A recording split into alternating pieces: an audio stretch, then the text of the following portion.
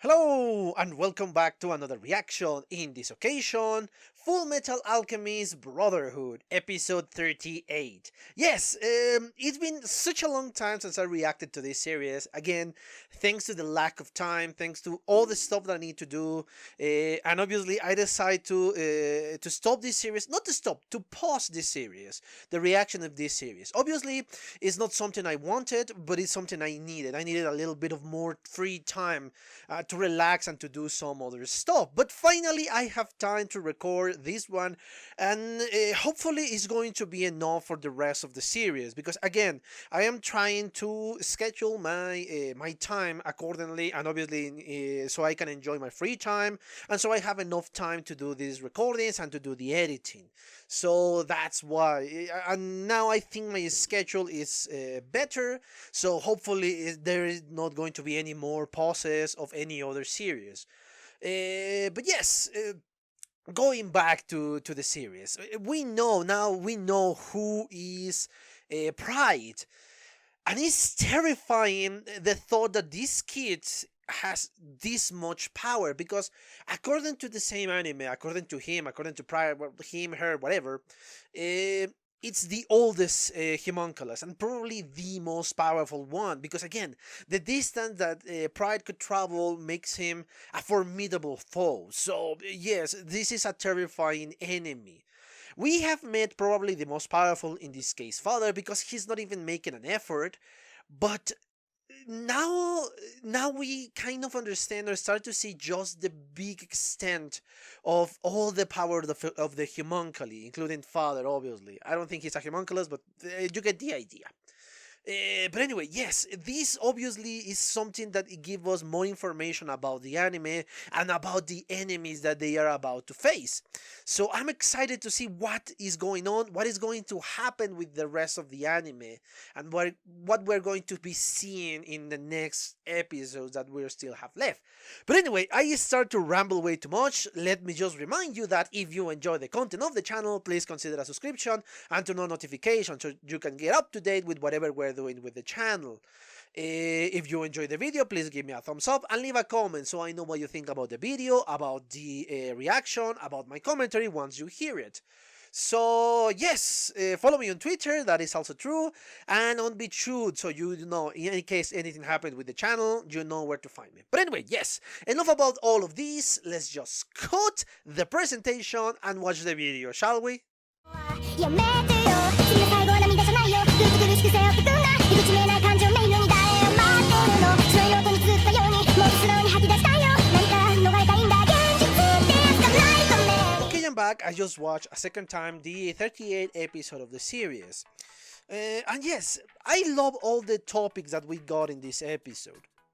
Let's start with this, with the first scene, which obviously Risa is completely. Well, I don't know if she's scared for her, or if she's scared because the colonel could be in more danger than what they thought before.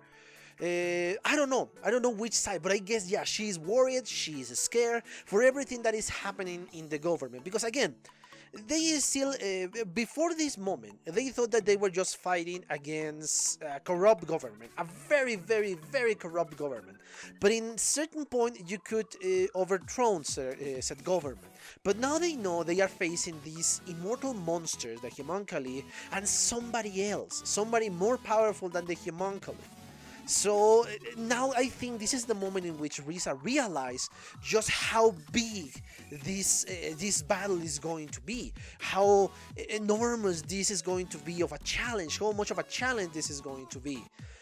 I don't know if she's losing hope in this moment, but thankfully the call from the colonel is something that encouraged her, and I think this is very clear in the animation because she said, okay, what a good timing the colonel has. Well, she said he, but something like that, but obviously we understand that.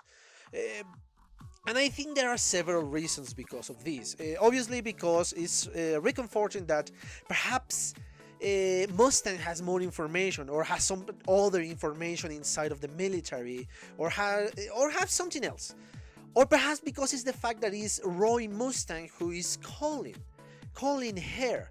And not only that, the fact that Mustang can understand that she is not feeling well.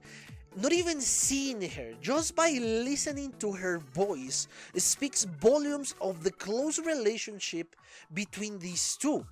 And yes, you know that I ship them.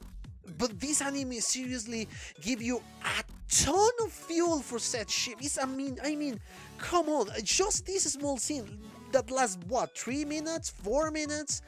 It's more than a lot of other ships that I have had in common. And just these 4 minutes of this small, and again, this is a small part of the episode, but I love just how they treat each other. That is fantastic. Anyway, moving on, we got obviously the when they are trying to, I won't say, well, some of them want to execute Scar, obviously, but some of them just want to capture him. And then we have this weird reunion, because yes, as they said, we are not going to find them in this gigantic maze of a town or of an abandoned town. Only if they casually get us, it's that how we're going to find them. And I mean, the Elric brothers are trying to find, obviously, Scar and the rest, but especially not so much Scar in that moment, but the little girl. Mei Ling, I think is her name, if I'm not mistaken. Let me check my notes. Oh god. Give me a moment. Yes, I just write down Mei, so perhaps it's Mei Ling, or I'm just associating that name. But anyway, yes, they found her, or she found them, and most of these, part of this scene is shenanigans. It's shenanigans, obviously, because they found Dr. Marco and they found the other dude, the funny mustache dude. But yes, most of it is shenanigans, and now we finally got our answer as to what is the relationship between the Elric brothers and this dude. And yes, I kind of vaguely remember this from the last series. I'm not entirely sure. Perhaps it's something that I think I saw, or I just associate something else with these. But yes, obviously they bought the mining town, and they honestly liberate this mining town by deceiving the mustache dude in a very well-deserved punishment. But there are some details here, obviously, how the Elric brothers ignore this mustache dude. He's so unimportant to them that, yeah, oh yeah, sure, whatever. But they are trying to focus themselves in other stuff. And my god, he's one of the most handsome miners that I have ever seen in this flashback. That guy should be a model, honestly. Dude, he's very, very handsome. And yes, I am not gay, man. But I can accept when a man is fucking handsome. And that dude, it certainly is. But anyway, moving on before I question my sexuality even more. Moving on. We got this moment again. It's pure shenanigans. It's kind of a fun moment and a very fun episode. But obviously, this changed in the moment somebody else found Scar, and we got our spectacular fight. But obviously, the Elric brothers don't want Kimberly and the people who served him, or serves under him, to find Scar, because they need him, because now they know that this journal contains more information about the Eastern alchemy than whatever they could do. So they need Scar so he can translate the language of the Ishbalas, and they can understand how they can recover their bodies without sacrificing somebody else. So it's fascinating to see all of these. It's fascinating to see how they're trying to change their own destiny without affecting everybody else. Because if somebody else will be in the same situation and say, okay, screw it, I'm just one philosopher stone, and yeah, sure, I'm gonna help you no matter how immoral your goal is or how immoral your acts are. So yeah, as long as I have my body. But no, those are not the Elric brothers. And yes, I love the fight because they try to pretend that they are just monsters and they are fighting these monsters. They don't know that they are humans. Obviously they know, so they can kind of save Scar, kind of.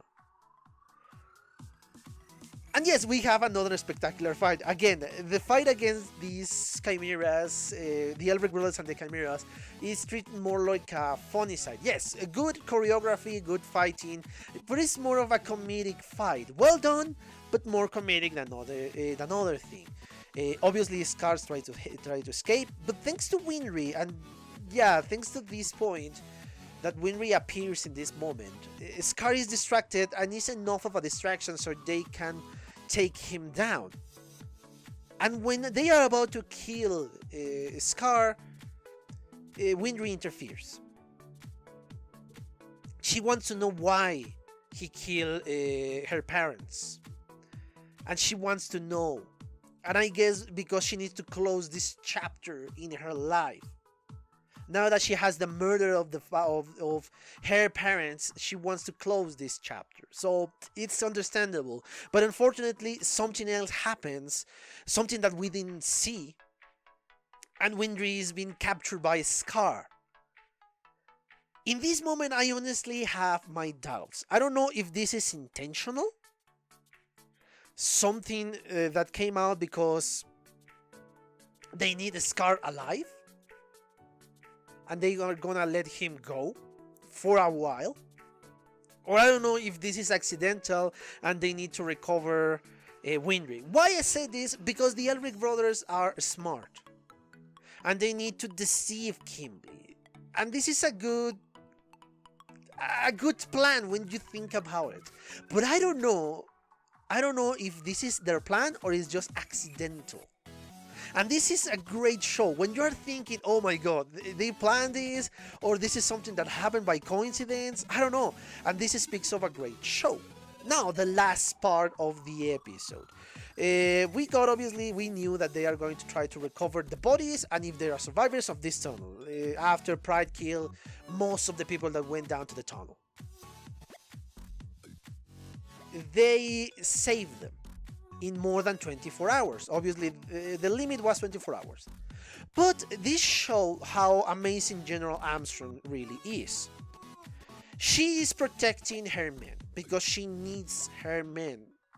And I love how loyal she is to her men. She is not just using them to achieve her goal. No. She is protecting them. Yes, perhaps she is using it in a certain point, but she is giving something in return. They are not being used. They are a part of the plan of her, and they are human. They are treating like human, and this is an aspect I like about General Armstrong.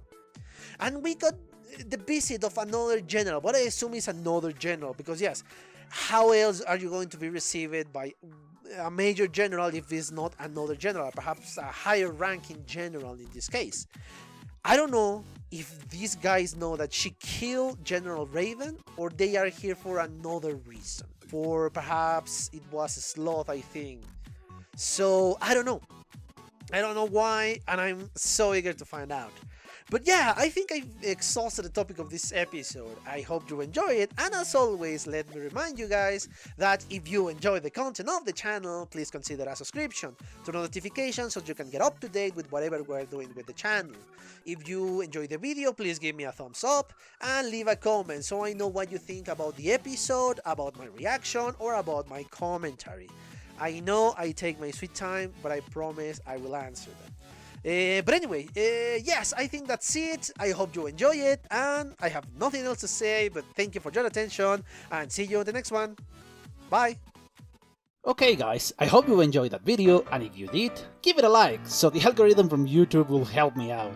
And check my other videos, share them, and also why not subscribe to my channel and join this community. And as always, I want to thank you for your attention, your likes, and even your dislikes, your comments, which is something I always look forward to read. And yeah, once more, thanks, and see you on the next one.